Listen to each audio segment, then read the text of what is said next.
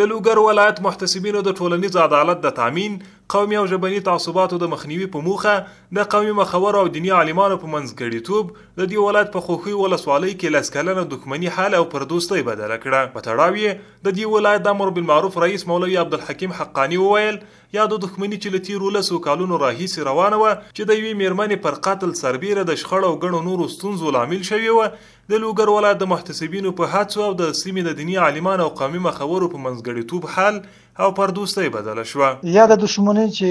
د تیرو لسو کلونو را په دې خوا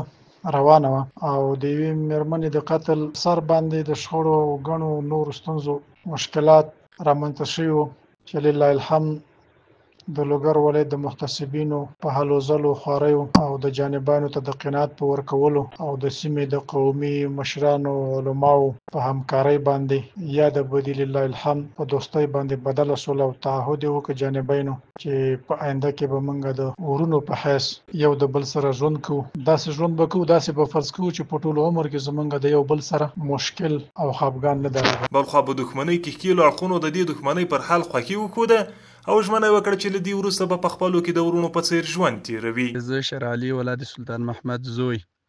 د لوګر ولایت د خوخی ولسوالۍ د شخملي د کلي اوسیدونکی یم. لکه څرنګه چې موږ د تره د زمانو سره 10 کاله کېږي د مړې بدي وه چې د خوخی ولسوالۍ د محتسبینو په هڅو په همکارۍ باندې زموږ دغه بدۍ خلاصه سوه. د یادولو وړ ده چې د امر بالمعروف نهي عن المنکر او شکایتونو اورېدلو وزارت محتسبینو تر دې وړاندې هم د هیواد په کچه د سلګونو دښمنیو مخه نیولي او په دې پارې کړنې لا هم دوام لري. مولاي صل